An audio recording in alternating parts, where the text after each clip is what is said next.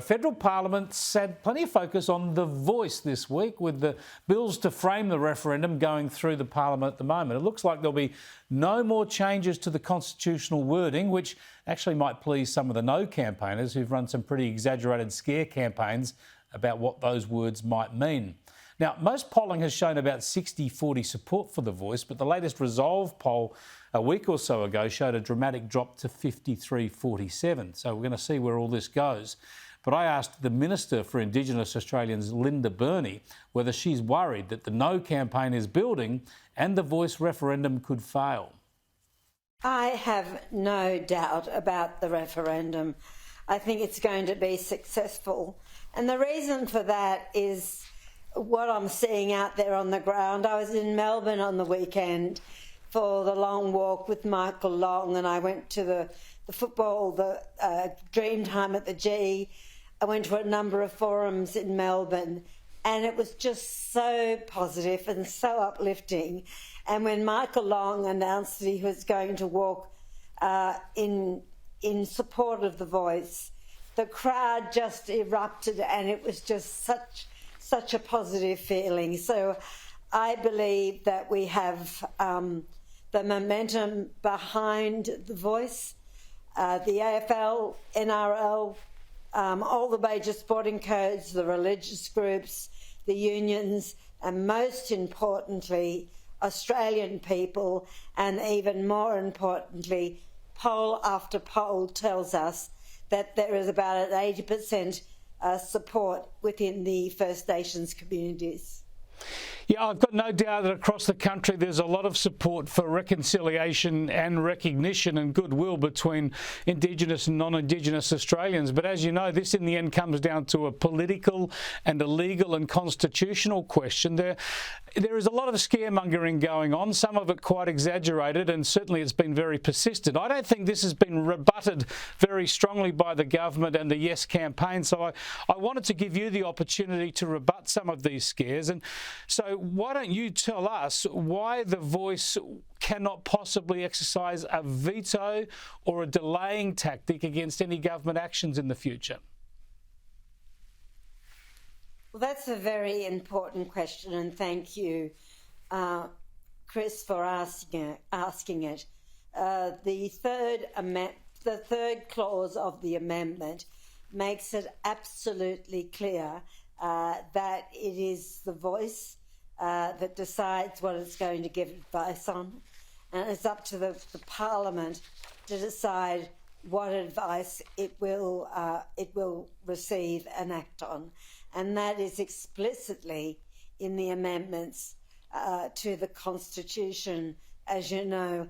And of course, there is going to be the scare campaign. I think the misinformation, disinformation is becoming very clear, but slowly and surely the misinformation and disinformation is becoming less and less, because each of the nonsense that's being sprouted is being dealt with. I did just want to come in and highlight that point you mentioned about the third clause, because there is a perception that the wording has not changed at all, but there was a very important addition made through the committee process. We can see it in capitals here, where it added in matters relating to the Aboriginal Torres Strait Islander voice. So this means that Parliament won't just make laws about the voice, but about how the Parliament deals with the voice. That is, what topics it can give advice on and how it engages with executive government. I think that that's been an important change that's been overlooked by a lot of people, Minister.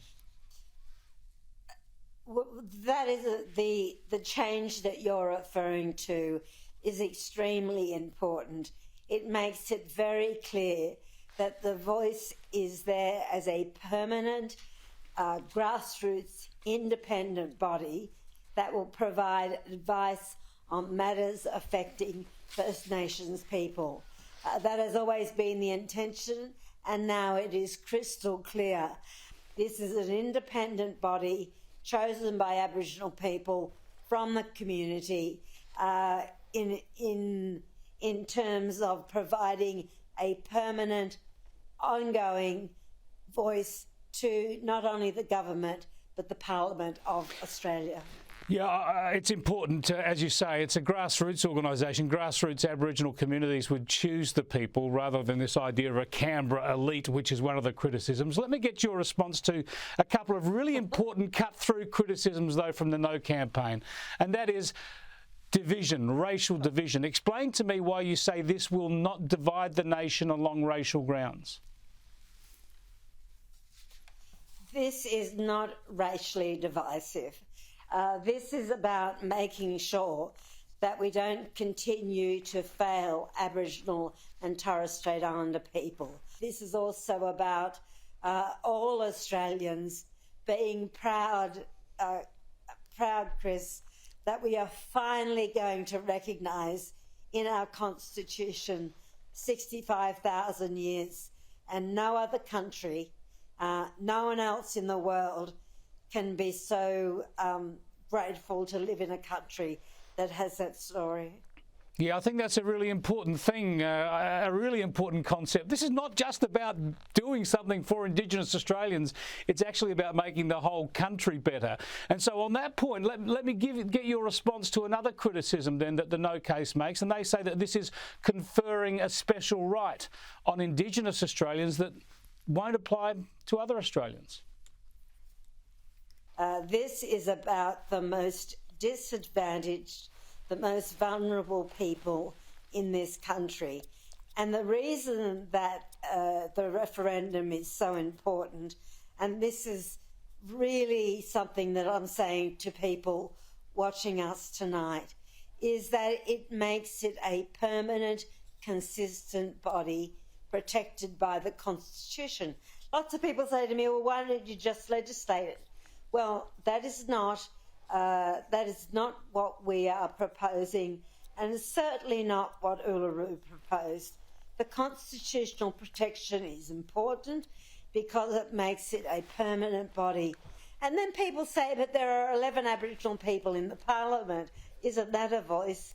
And I just give you the example of my good friend Ken Wyatt, who was the first Aboriginal person elected to the House of Representatives. He lost his seat in the last election.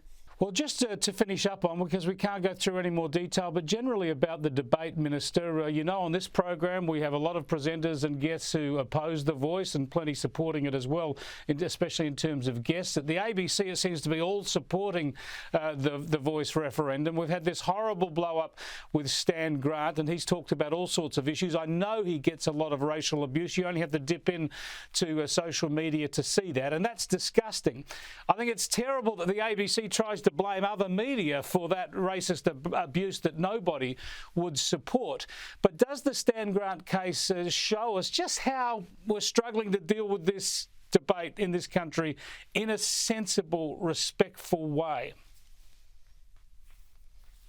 Well, you are so right. The debate does need to be respectful. It does need to be sensible. And I also think it needs to be calm, and most importantly, it needs to be honest. My role in this debate is to unify, not to divide people, and I hope that I'm doing that. In relation to Stan Grant, I took two messages out from what I thought was an extraordinarily powerful and important statement, a message to the Australian people, but also a message to, I think, everyone in the media, including himself, that the way in which we deal with issues to do with Aboriginal affairs, and that's going to be huge as we go towards a referendum, has to be balanced, has to be respectful, and not just promote fringe views and division. Let's hope that's the case. Minister Linda Burney, thanks so much for joining me.